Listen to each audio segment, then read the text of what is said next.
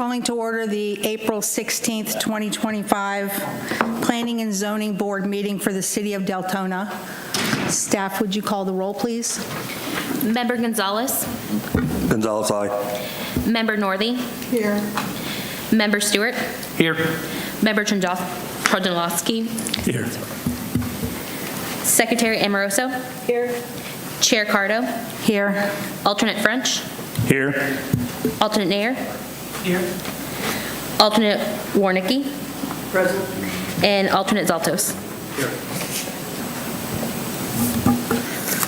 Does anybody have any changes, amendments to the minutes from the April 19th, 2025 meeting? Hearing none, I'd like a motion to pass the minutes. Second? Second. All those in favor say aye. Aye. Those opposed? Motion passes. Presentation, awards, and reports. Madam Chair, we request that this be moved to the end of the meeting. Presentations and awards, please. Move to, I'm sorry, what? The end of the meeting. Absolutely. Thank you. Certainly. Pub forum. Staff, do we have anybody from the public who'd like to speak this evening? No, ma'am. Thank you. I don't see anything on the agenda for old business, so we'll move to new business. Public hearing for ordinance number 14-2025, amending Halifax Crossings Mixed-Use Planned Unit Development, MPUD, for approximately 109.71 acres of land located along the Halifax Crossings Boulevard corridor, south and east of the Halifax Hospital Complex, within the Activity Center, to include the provisions of master development map alternatives and a reduction in the minimum lot size for commercial parcels. Jessica, take it away. Good evening, Planning and Zoning Board. Tonight I'm going to go over Ordinance 14-2025, which is the Halifax Crossings MPUD amendment. The applicant is requesting to amend the current MPUD to incorporate new development alternatives for commercial uses and allow for a reduction in minimum lot size for commercial parcels. Option B would allow the applicant to build over 75 acres of commercial type uses and up to 575 multifamily units. The current minimum lot size is 1.5 acres, and the request is to update that to 1/2 acre. Development options are compared, I apologize that. So this is just going over your different options. So as I said, option B, you would have 75.71 acres of commercial uses and 34 acres for multifamily with the 575 units. This is going to give you the options compared. As you can see, the commercial acreage is increased over 54 acres, and the multifamily units would actually decrease 234 units. This is your option A. This is the current master development plan for the MPUD we have now. And this is option B. This would keep the commercial aspects on the west side of option A, but would have commercial lots on this east side. Transportation is always a hot topic in this area. Currently, the hospital, McDonald's, and Wawa, there are 7,159 trips left for future development here. With this new amendment, staff has worked with the applicant in Volusia County to require a new TIA for the final site plans in this area, which would change the improvement requirements from the previous MPUD. Once the applicant goes over the 17,415 trip cap, a new proportionate fair share agreement will be established between the city and the county. And pursuant to sections 163.3194 and 163.3202 of the Florida statutes, the proposed amendment to the Halifax MPUD has been reviewed and found consistent with the city's comprehensive plan and the land development code regulations. As such, staff recommends the Planning and Zoning Board forward a recommendation to the City Commission to approve Ordinance 14-2025, which amends the Halifax Crossings MPUD. And I can answer any questions you may have. Wonderful. Thank you, Jessica. We'll start with Member Gonzalez. Do you have any questions for staff? No, you answered it. Thank you. Member Stewart. Yeah, I just had a few quick ones. Thank you. You answered a few that I had already. In switching or making the update to option B, I noticed that they're dropping off the age-restricted units. Is that something that's already been committed, and we're now pulling that away entirely. That's no longer an option, so it would just be kind of multifamily units, but there are no age restrictions, correct? Per the DA, there's no age restriction on option B, but I can let the applicant answer that as well. Okay, perfect. And then as far as the traffic patterns, also I had a question on that. Right now, it leaves 7,159 trips for future development. With a new traffic study, will there be any estimates on how quickly we think we're going to get that 7,000? And my reason for asking, there was an accident this morning at 6:45 in the morning, and it took me 20 minutes to get from in front of Deltona High School to the I-4 exit off to the side. And so I know that we would be cutting or limiting the multifamily units going from,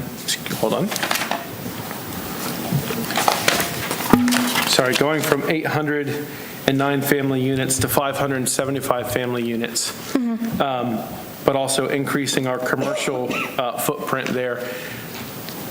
In that traffic study, will there be any kind of estimations on how quickly they'll get to that or eat up that additional 7,159? It would depend on what type of uses they would put there. Okay. So we would find that out as they're doing the final site plans and moving forward. Okay, perfect. Thank you. Member Amoroso? Secretary Amoroso? I have no questions, thank you. Member Northey? There, can you hear me okay? Yeah, I have a number of questions. Under development options, when it's taking away the age-restricted units and making, that means that anybody, any age can go into this location, correct? Into the multifamily units of 575, which would include the school kids. Did we look at the impact of school children on this development, now that we're changing to no age restriction? So that will be looked at during the final site plan when they come in for their apartments. Okay.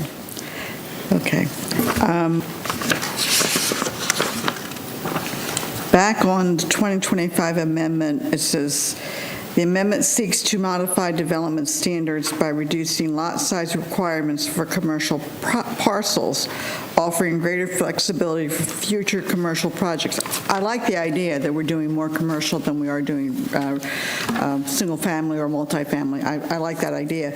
But I noticed that we reduced the size of the requirements for the actual parcel per commercial use. How many commercial sites, do we know how many commercial sites we can get in there as compared to what we did? I would leave that up to the applicant to answer that question. Excuse me? Because I'm not 100% sure, but I can have the applicant answer that for Okay, you. so the applicant is going to present. They're here to answer any questions. Okay, well, that's a question. I noticed that there was roadway cross-sections, but when I was reading the, I don't know whether it was a red line or whether it was one of the papers, there's bike trails that are required to be placed into the development prior. Do we have any standards on those bike trails? Do we know, are they going to be 10 foot, 12 foot, or are they going to be just sidewalk size? I believe it's not specified in the development agreement, but we can get with the applicant and work on that. So we don't know at this point? No, ma'am. And I didn't see them on the map. Did I miss that, where the bike paths are going to go? No, I know we discussed it with the 2022 amendment for the age restricted that was going to have bike trails. Okay. Also, are we requiring, I don't know what the Deltona requires, but are we requiring native plantings here in this city? Yeah, they have to follow our land development code, yes, ma'am. Okay, but is that native? Yes. Okay, so no crepe myrtles. They are allowed to have crepe myrtles, but it's our land development code that they have to follow. I'm sorry, I can't hear you. They would have to follow our land development code, and that does allow crepe myrtles. Okay, so that is not native landscaping then, okay.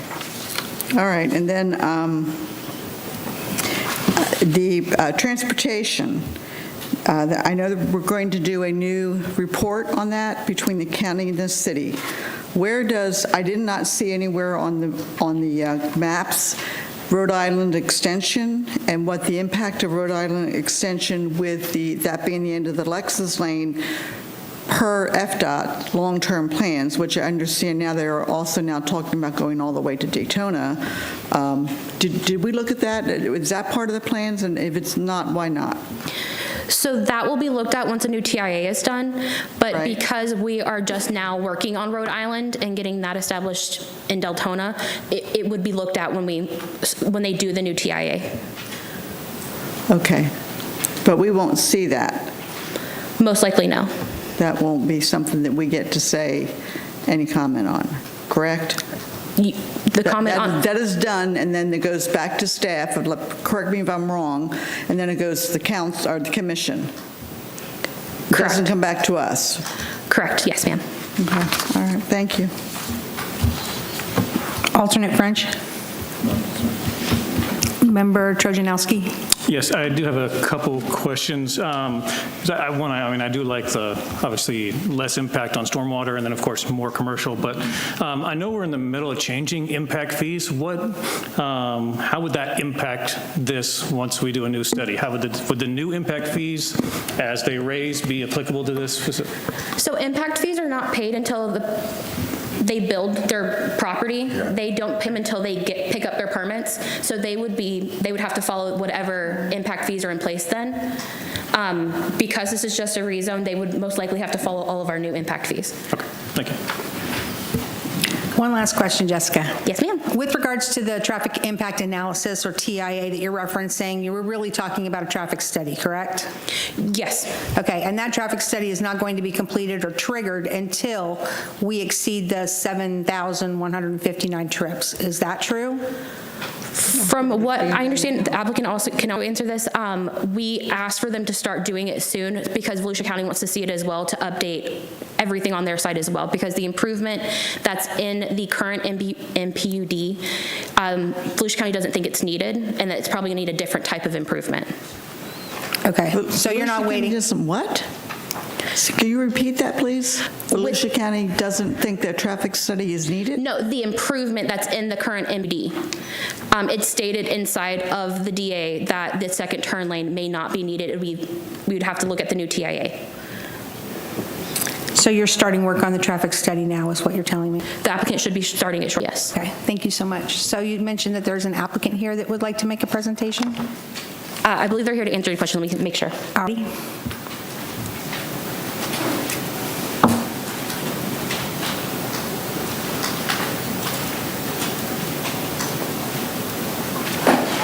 Can you please state your name for the record? Absolutely. Alex Stringfellow, 500 Willie Place, Maitland, Florida. I did miss that last question, but I'm here to answer. I think there were several questions across the board.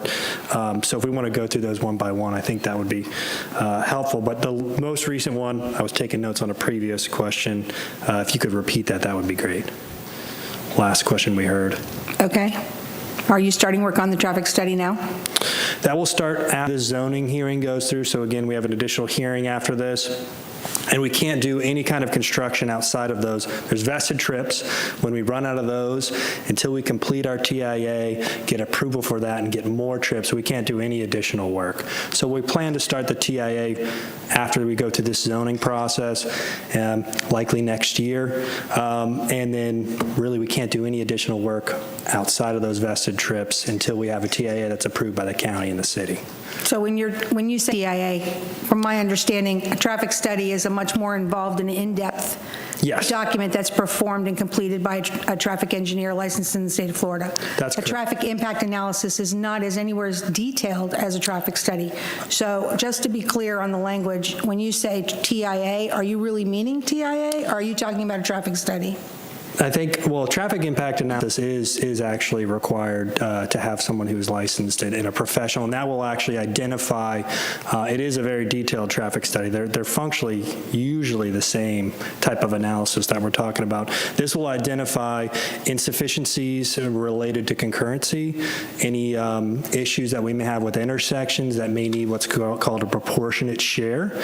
So if we impact an intersection somewhere, our proportionate impact of that sometimes comes with a fee that's paid. So essentially, this TIA will look at the types of uses we're proposing in future phases, analyze those impacts. The county, the city, and our team will have to agree about the analysis. It'll all be reviewed, and we will go into the processes of identifying whether we owe proportionate share, if there's improvements needed, or where we might cap the types of uses based on the type of traffic they generate. So there's some uses that have a higher generation rate, some that have lower. So it's going to be really based on that ultimate plan and the ultimate build-out. So we could be in a position where you would be responsible for making a contribution or doing a prop share agreement, but there could potentially be not the ability to do actual roadway improvements. So you're saying that you would be responsible for paying into a fund, but not actually upgrading or building the road? It's really speculative at this time, so it's really contingent upon the outcome of that traffic impact analysis as we look at, the network and what's adopted as concurrency. You guys adopt in your comprehensive plan, what level of service you have for intersections and roads. So it's really tough to say specifically what we'd be looking at, what we'd be required to do, but it's based upon the opinions and the work of people much smarter than me. I'm not a traffic engineer myself, but they work together to decide on what the best improvements are, how best to approach that, whether it's paying into contributing the proportionate share, making improvements on site, limiting the development. So it's tough to really answer that question at this stage, but we definitely are beholden to that review, and we are capped at our vested trips. We can't go above those vested trips until we figure this all out with the city and county. Okay, and do you have an estimate as to how much development you're going to be able to do before you get to those? I know we talked about uses, but you're increasing the amount of commercial and you're reducing the amount of residential. So ballpark summary, what do you think we're talking about before you get to that trigger? I can speak to kind of like basically the broader market as it stands today. I think right now multifamily is a little bit slower in the marketplace than maybe about 2 years ago. On the commercial side, we're seeing, as you've seen a request today, a smaller area, smaller footprint. So while we anticipate more commercial, things like Dutch Brothers Coffee and these smaller commercial user sites, they want less acreage. I think that's going to continue to be a trend in the marketplace. I think we'll continue to see commercial users. Office is a little bit difficult at the moment. There's not a lot of new office being built. And then the difficulty in answering your traffic question as it relates to multifamily, whether age-restricted or conventional, those two developments have different traffic impacts, and it's tough to speculate what the market might bear there. I anticipate quite a bit more commercial to come, consistent with what you saw previously. It's just going to be on a smaller scale, smaller footprint lots, to react to the way the market has been heading in commercial viability. Does that answer your question? I don't think we're trying to reduce commercial. We're just trying to allow for folks to finance and build on smaller parcels because of the challenges we see in the retail and commercial spaces. I understand. Member Trojadowski, do you have questions for the applicant? Alternate French, do you have questions for the applicant? I do. Seeing the traffic congestion we have now, Sure. are you all going to be prepared to try to be ahead of that curve so that we can deal with these kinds of increased traffic patterns we're going to have? It looks as though that intersection will probably have to be improved. There may have to be other improvements. Is this going to be coming in a fashion that we'll be able to do it concurrently, or is it going to be a catch-up kind of thing?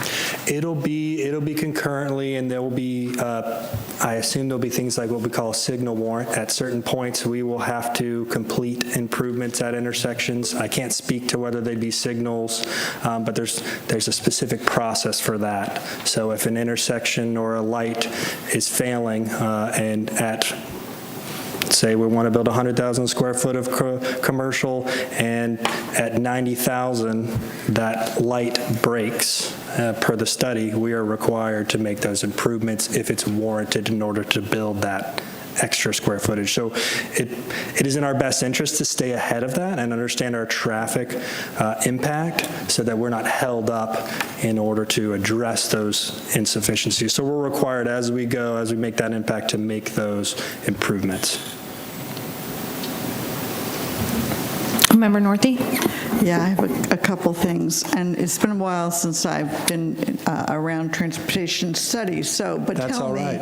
it says to date, and it indicates on the health side, the hospital side, McDonald's, which is fast food, Wawa convenience store, and the hospital complex itself. It uses those in the traffic. The way I read this, Yes, it says ma'am. to date, 3 uses within the Halifax MPUD have accounted for 10,256 trips.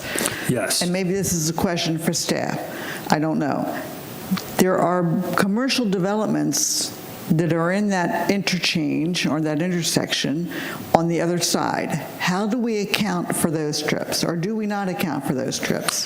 So I think those are, what you're referring to is kind of outside this development. They would be subject to their own But they're not included process. in when the county looks at the transportation, they're not looking. It's not included in our vested trip, so we vest our ownership. We own trips. So that's your That's our ownership. Okay, that's not the However, when a complete traffic ownership for that, okay. Yeah, when a traffic study's done, they pull in the other developments, and that's how those numbers of what your proportionate share may be, that's how those are all derived. So Yeah, all the developments put in, and then we pay or fix our portion that we break, more or less. Okay, so to staff, the traffic study that is being done is only for this development. We are not looking at long-term traffic conditions at that intersection. Is that correct? That is correct. Wow. So, Member Northey, if I may, just to clarify slightly, the traffic study is specific to this project, but the impact does take into account the total number of trips on the road. So as the applicant pointed out, they will be responsible for their proportionate share They will. of I understand improvement that. based on the total number of trips. So the existing trips on the road do get pulled in as part of the analysis. But real world, right now, that intersection is a mess.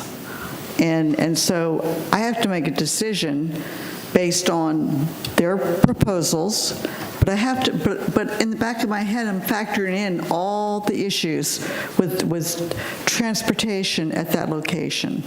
So what you're saying to me is I can't use my thoughts on the racetrack or the Panda Express. Those can't factor into this at all. Real world, real world here. Well, they do factor in so much as all trips on the road, which they contribute to the other property owners. Those are factored in. It's just we don't have to. Right, we can't make a decision that your property going commercial would increase the number of trips so much that it would impact those other businesses. That's not part of what we're doing tonight. I just want to be sure that. Understood. I think your mic might have turned off. It got a little quieter. No, my mic, sorry. There we go. Sorry, I'm That's all sorry. right. I wasn't sure I heard the whole thing. My apologies. I'm just trying to separate real world from paper world, I guess is what I'm doing. So. Me too. I'm still working on it. Yeah. And then I have a question on the medical village. If I can recall correctly, you are reducing the size of the medical village part of the plan. Is that correct? That's where the residential is proposed. That's where, okay. And then just curious, what is a, how did you put it? It was a micro winery? I mean, I know what a microbrewery is, but I don't know what a micro winery, which was on the list of uses. I'm just being. Yeah, of course. So anything that falls underneath that threshold of the restrictions that apply to liquor has gotten the attention of small business and entrepreneurs. So they make everything from mead to wine, or they may make beer or both. So just capturing that type of use, small retail. Wine shop there would be great. That would be nice. Do some wine walks around the village. So we'll note that. We could use a nice wine business, kind of like the elusive grape. Okay, thank you. Thank you, ma'am. Did you want to step up to the podium? Okay, sure. State your name for the record. Hi, Don't go I'm, too far, applicant. We still have half the board to ask questions. Thank you. Thanks. I'm Matthew West. I'm the new planning manager here at the city of Deltona. Welcome. Thank you. For about last 7, 8-ish years, I've been doing a lot of transportation and traffic planning for Sands Lassiter. So I wanted to kind of clear a few things up. I think Member Northey had asked about Rhode Island Avenue extension, and would that be reflected in any future study? And typically, well, let me back up to the original question. There is a traffic impact analysis that is associated with your site plan or your subdivision or your plat. But you also have rezoning traffic impact analyses, which are less detailed. They talk more about volumes on the road and not turning movements at intersections and timing of signals and all that. The ones that are associated with the development permits for a plat or a site plan are very detailed, and there is a set of guidelines that all the cities in the county adopted that were basically written by and negotiated with the transportation planning organization here. I was about to say River to Sea, but they're not called River to Sea anymore. They're called Volusia Flagler TPO. So there are more than one kind of TIA, but I think what we're talking about is the nitty-gritty of what your turn lane lengths are, and if you need a traffic signal, and if you need to widen a road. Now, when we do a traffic impact analysis like that, and I said all the cities in the county have adopted the same kind of guidelines, first thing you look at is the trip generation of your project. And you do a calculation of how many trips does that put out on the external roadway network. The next thing you do is you look at your existing roadway network and what the existing conditions are for the development, or the existing roadway conditions. How many cars are on the road without the development? And you analyze intersections and you analyze segments, and you say this segment is failing before you even consider, it may be failing before you even consider the new project's trips. So you look at existing conditions of the roadways, then you look at the committed conditions of the roadways. That's adding the vested trips. There may be projects that the city or the county or or adjacent jurisdiction has approved, and they haven't built those developments yet, but they're vested and they're like ghost trips. You put them, then you put those on the network on top of the existing trips, and the last thing you do, and you analyze it, and that's called the background condition. Based on these vested trips and the trips that are already out on the road, we know then what is the condition of the roadway network. And then the last thing you do is you put the project trips on top of that and see what breaks when you put the project trips on top of that. With Rhode Island, whether you put that in the analysis or not, whether you put it in the study area or not, is usually predicated on, is the project going to be built out? And when is it going to? What is that build out year that you project? And in the TIA guidelines, it basically says if there's a road improvement that is programmed and funded for construction within the first 3 years of your study, you include that improvement in the network. I don't think the Rhode Island I don't know when Rhode Island extension, if it's even funded at all. If it's not funded, you typically don't, in the next 3 years, you typically don't reflect that in the study. It's too far out to be considered widened or built. So, going back to Rhode Island, if that was at one time that was in the county's long-term plan and got moved up before right when we were a city, it was pulled by the then mayor and one of the commissioners and said that we don't want to do Rhode Island. So that left the county's plan. And now it's my understanding, and again, I haven't looked at that it is back in the plan, and but I don't know whether it's a short-term or long-term plan. So if it's in the 5-year plan, does it get counted? If it's funded for construction in the first 3 years of that First 5-year plan. 3 years? Yeah. Well, why do they do a 5-year plan then?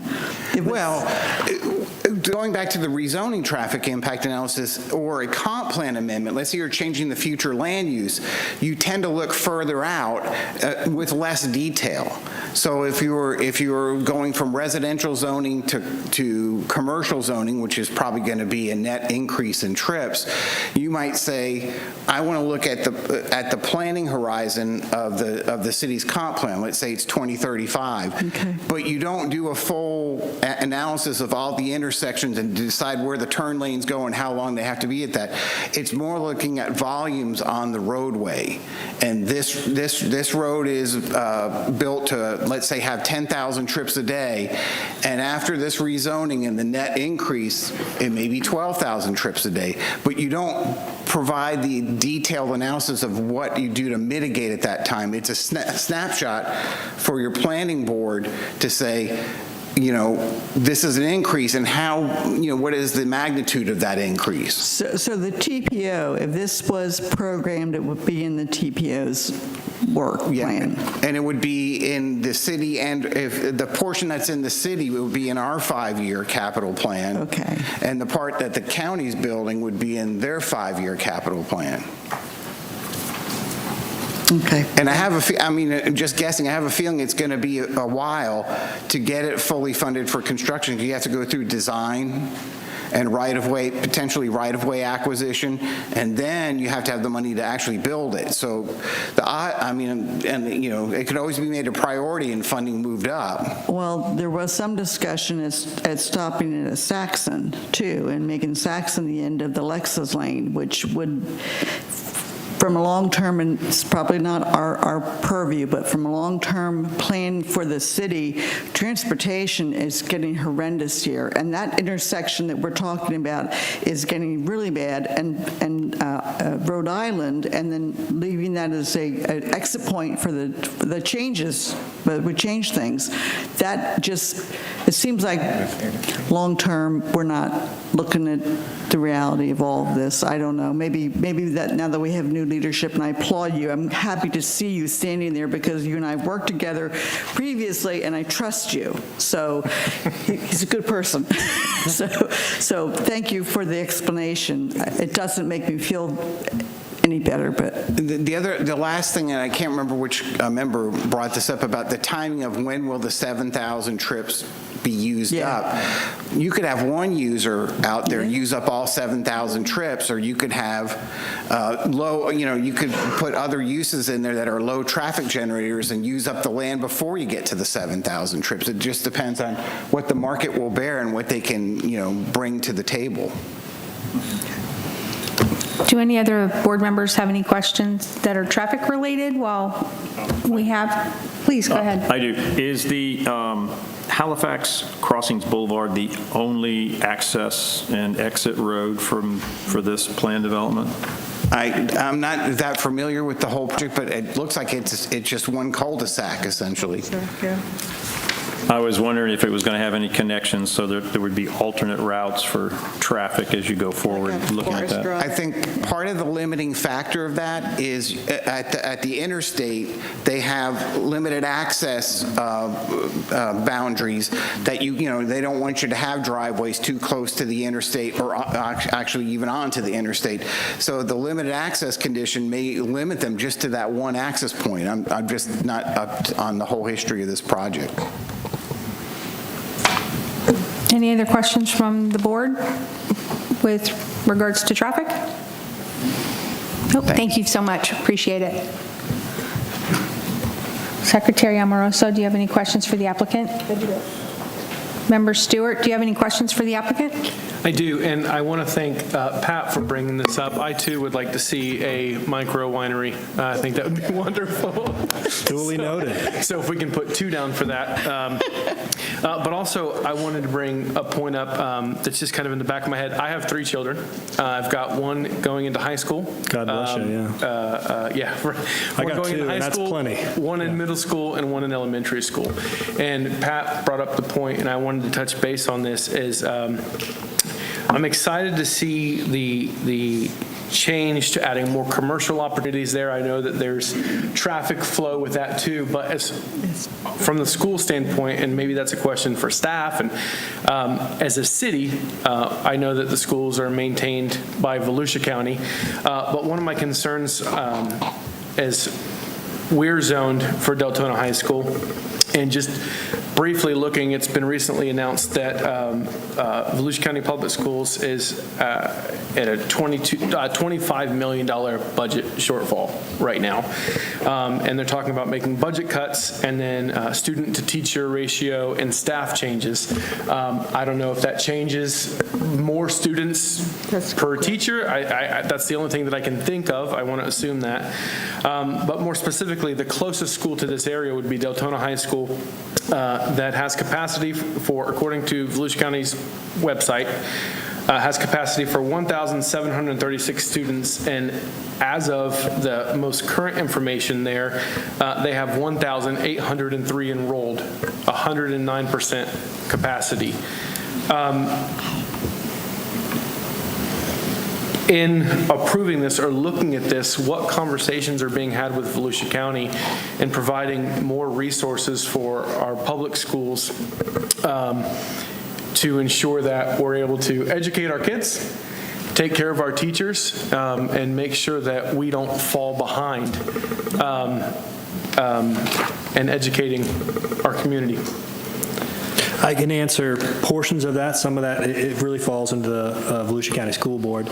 But similar to traffic, there are two types, I guess two milestones in a development project. At the beginning of the project, you get what's called a school capacity determination or a capacity letter, where this would be earlier, before this was rezoned, you'd send a letter into the school board and they say, hey, we have this many seats, this many are taken, we're at X% capacity. FYI, when you go to develop, you will have to do something or not, depending on the capacity of the school. Sounds like there's capacity issues.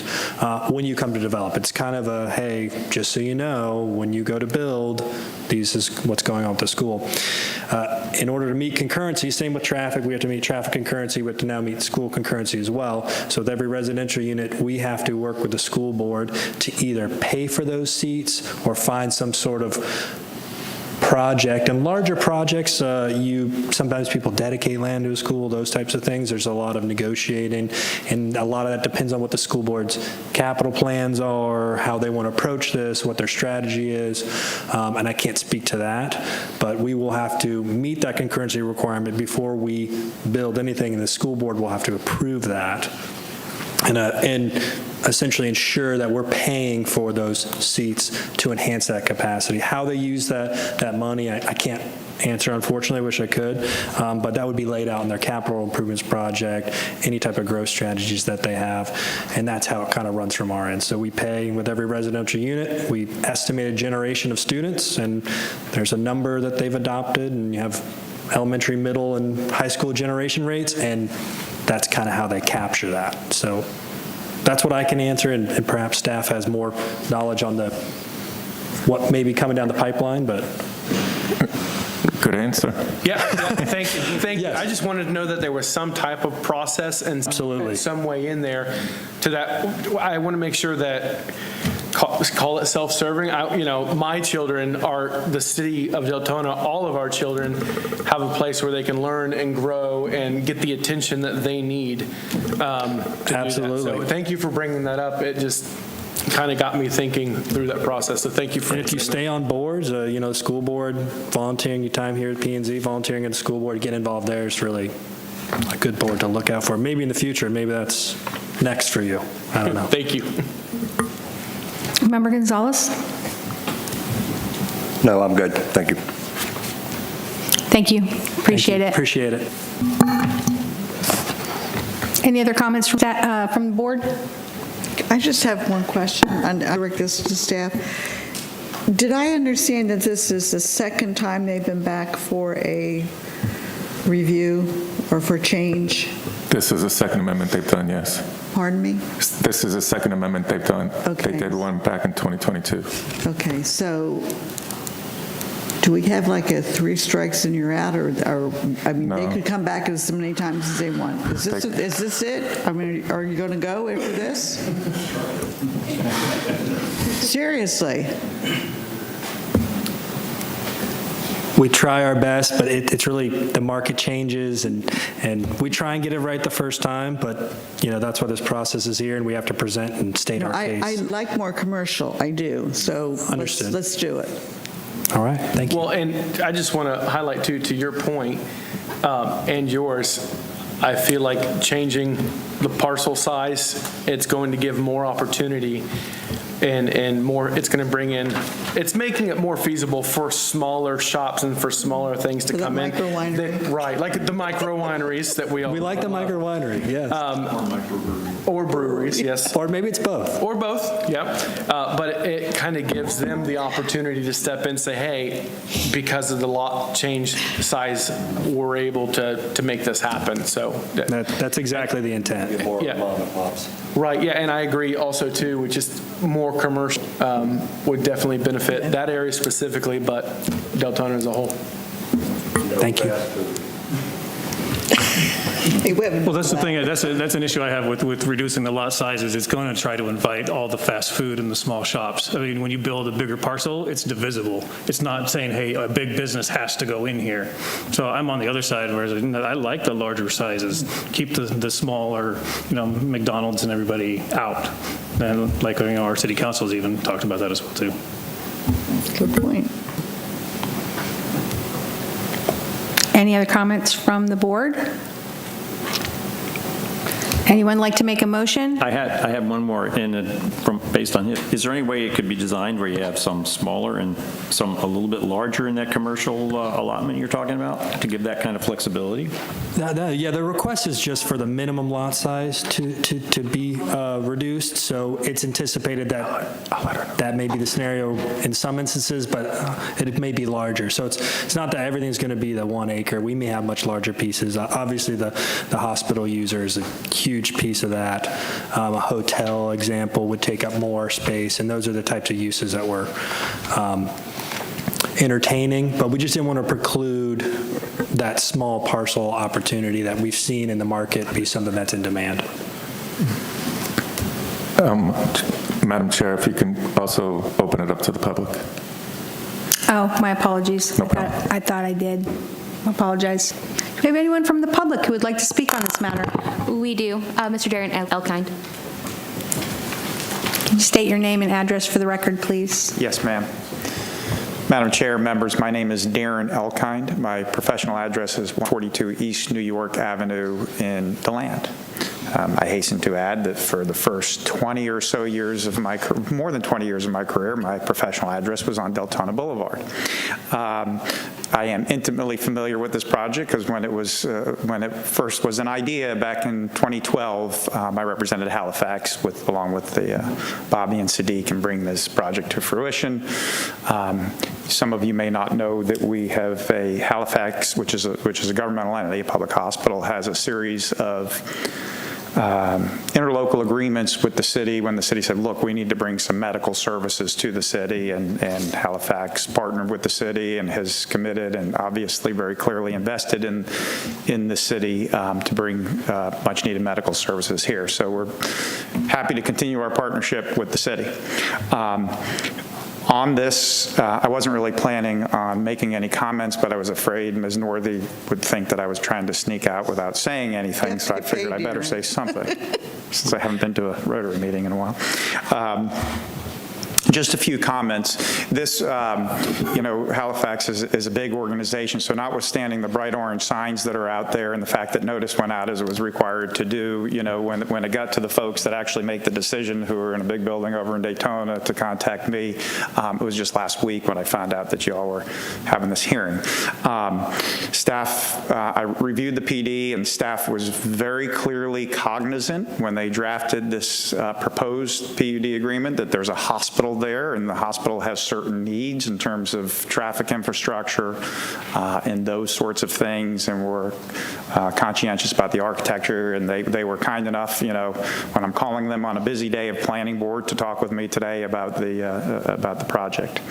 I've had an opportunity to talk with the applicant's representatives, and there is in this area, the option B area, if it's option B, there cannot be any non-age restricted multifamily within 500 feet of the hospital property for obvious reasons. Those two shouldn't be right up against one another. And they understand that, and that'll be modified in the PD, so that's made clear. It would be nice if there were a medical village there. There's a synergistic relationship between a full-service hospital with the quality of care that you have with the Halifax UF Health medical providers there. But if the market's not going to bear it, the market's not going to bear it, and we understand that. Health Village is low traffic, really no student generation, and so it all works. My kids came up in Volusia County schools. I got the last one graduating this year, so I understand crowded classrooms and crowded ball fields and all of that.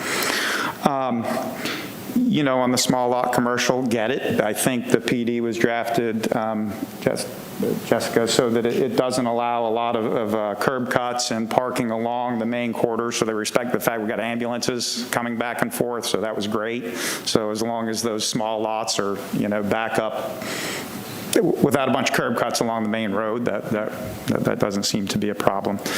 There are a couple other minor points that we'll work through, but in any event, I just wanted to say hi, and that Halifax is committed to its partnership with the city for the long term, and if you have any questions for me, I'll be happy to answer them.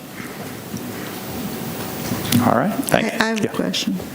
I'm going to go back to the bike trails, and I think that what I heard you say, or what I heard staff say, is that it's part of the comp plan, that what size we use and how we would develop that. Is that true? What did I miss on that? Because I don't see them in the plan, and that I read that. I know I read that you're required to do bike trails, which I thought was odd before anything else. I'm not sure I understand your question. Okay, I'll find it. No, I got you. So you mean on the Halifax property? Yeah, I thought it was kind of odd, actually, Darren, that you were requiring bike trails. So we are not, this. Not you, but that we were, the city. No, I understand that. Just a point of order for just a second. Sorry to interrupt you. Is there supposed to be comment and discussion with regards to the public part of the matter being heard before the board? That is up to the discretion of the chair on how you would like to run the meeting. Certainly, if you would like to, say thank you, it's your time, and you're done, then you may do that. If you'd like to allow questions from the board, you can allow that as well. Okay, thank you for clarifying. Please move forward with answering Member Northey's question. I was attempting to, I will. Thank you.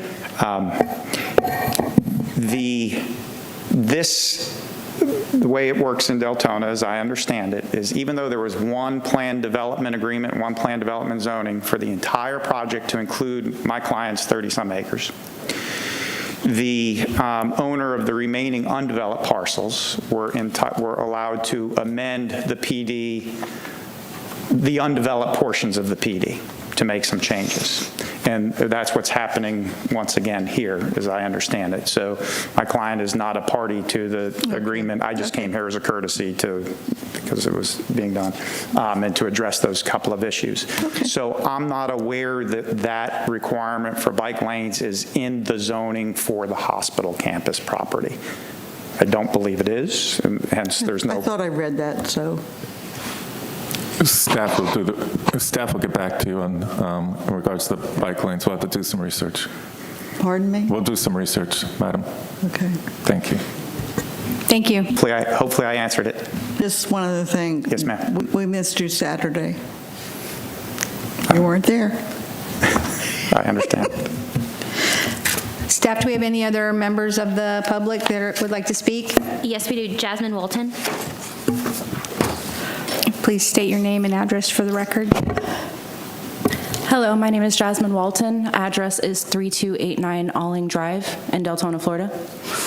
So my question is more so for the applicant, because when we received the notice for the public hearing, I was concerned because of where we currently live residential. My husband and I bought a house in Deltona in Arbor Ridge, and looking at the map, I'm just curious to see what their plan is for the end of our street, in a sense. It's a dead end. Our neighborhood is very quiet, so I'm trying to see, one, if there's going to be any cut-throughs from the back area of the map into the residential areas, and if there's going to be, how it's going to impact us as residents, basically. Okay, thank you. Maybe the applicant can step to the podium and address that concern. Thank you. So the reference road connection to the northeast of the property, there's no plans to connect to that residential neighborhood and allow for any traffic there. Hopefully Very that good. answers that. Yep. Thank you so much. Staff, do we have any other members of the public that would like to speak? No, ma'am. So I will close the public forum and turn it back over to the board. Any other further discussion from any of the members? Do I have a motion? Madam Chair, if I may please read the title of the ordinance into the record. Absolutely, please do. This is ordinance number 14, 2025, an ordinance of the City of Deltona, Florida, amending the Halifax Crossings Mixed-Use Planned Unit Development, MPUD, for approximately 109.71 acres of land located along the Halifax Crossings Boulevard corridor, south and east of the Halifax Hospital Complex, within the Activity Center, to include the provision of master development map alternatives and a reduction in the minimum lot size for commercial parcels, providing for recording, conflict, severability, and an effective date. Thank you. Do I have a motion? I make a motion to approve. Do I have a second? I'll second. Staff, can you call the roll, please? Member Gonzalez. Gonzalez, yes. Member Northey. Yes. Member Stewart. Yes. Member Trojanowski. Yes. Alternate French. Yes. Secretary Amoroso. Yes. And Chair Cardo. Yes. Motion passes unanimously. Moving on to staff comments at your convenience. Good evening, Madam Chair, fellow board members of the Planning Board. Staff would like to give a presentation, an award to a board member who has, this has been in the planning department for quite a while, and so tonight's the night we're going to present it. The City of Deltona presents this award to Patricia Northey in grateful recognition of your dedicated service and commitment as a member of the Planning and Zoning Board. That was last time, right? Correct, yes. We're not kicking you off just yet. From 2019 to 2023, your contributions have played a vital role in shaping the future of the Deltona community, and we extend our sincere appreciation for your time, insight, and leadership. We thank you for your service, and we look forward to your continued involvement on the Planning and Zoning Board. You might regret me being back, Jordan. Congratulations. Thank you. And Madam Chair, we have no more comments. Thank you. That's funny. Congratulations. Thank you. That's wonderful. Okay, any other comments from any of the other board members?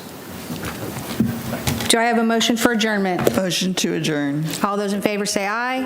Aye. Those opposed? Meeting adjourned. No, stay. No.